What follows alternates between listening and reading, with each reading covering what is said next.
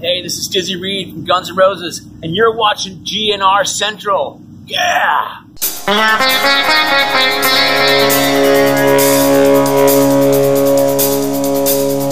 Hey everybody, what's going on, and welcome to GNR Central. And with 2018 wrapping up, I wanted to take a look at my 5 best Guns N' Roses moments for the year. Now, they're not all necessarily related to something that the band did themselves.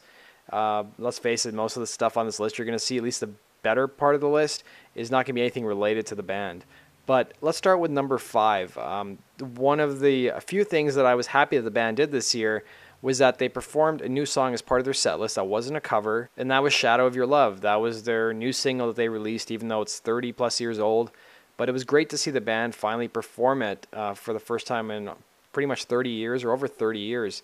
And it sort of became a staple of their set list, at least for their European shows. They didn't play it, at least at the time of recording this, as of yet in Asia as part of their 10th leg of the Not in This Lifetime tour, but one can hope that it hopefully gets added later on. And the 4th best moment for me, and this was not a huge newsworthy item, just because Izzy didn't really talk a whole lot, but he finally gave an interview, and even if it was done over email, he at least commented a bit on the Not in This Lifetime tour. So in, I think it was May of this year, there was a guy named Neil Shah who was doing an article for the Wall Street Journal, and he claims that he was able to interview Izzy. Now, from what I know from the story, Izzy was supposed to sit down with Neil Shah back in, I think, 2016 to talk about all the stuff going on with the reunion rumors, but it just never happened. So he technically owed this guy an interview.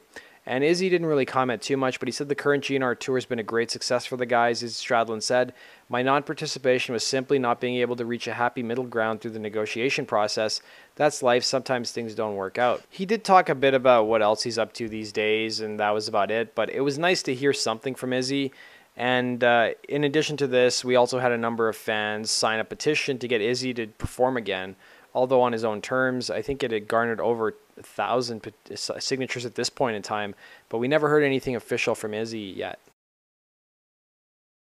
So the 3rd best moment of the year for Guns N' Roses fans kind of had me torn, and that was the Appetite for Destruction box set. On one hand, it was amazing that they were finally reissuing it, even if it was a year late.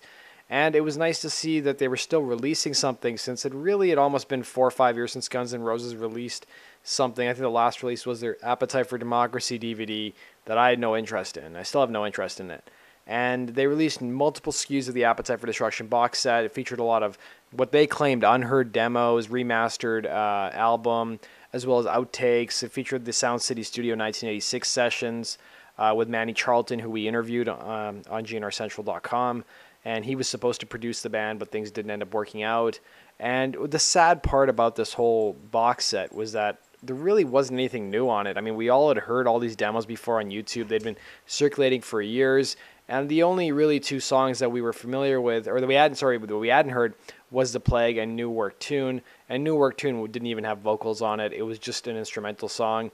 Whereas The Plague was just a really forgettable demo that I'm glad they never did anything with. The 2nd best moment of the year was something that had been online for a while, but I guess nobody ever found it until this year. And that was the unreleased video for I Don't Care About You, the cover that Guns N' Roses did of the Fear song on their 1993 album, The Spaghetti Incident. So it was supposed to be released in 1994, and these are some still images from the actual video. It's all shot in black and white, and it's just different footage spliced together from what's mostly just the Skin and Bones tour. And I'm glad that I finally was able to get it before it got removed online. And the number 1 best story of 2018 for me, as you guys can tell, a lot of this stuff that I'm going over has nothing to do with the band, because they can never release anything to save their lives that's original.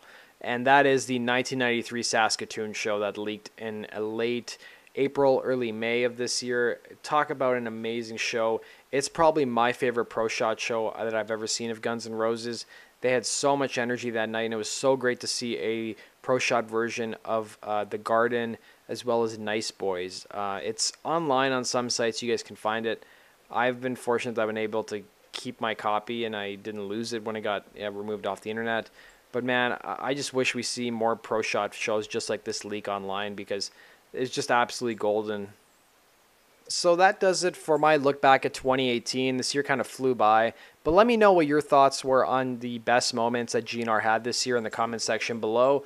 Are they similar to what I had, or are they not similar? And did you guys get a chance to watch the I Don't Care About You video and the 1993 Pro Shot Saskatoon show as well? Thanks for watching, guys. Hit the like button. Also, be sure to subscribe if you love GNR as much as I do, and you want to see cool documentaries on the band, cool interviews, as well as stay up to date on the latest news. And go check us out on gnrcentral.com for all things related to GNR and any associated projects that the band members have. Take care.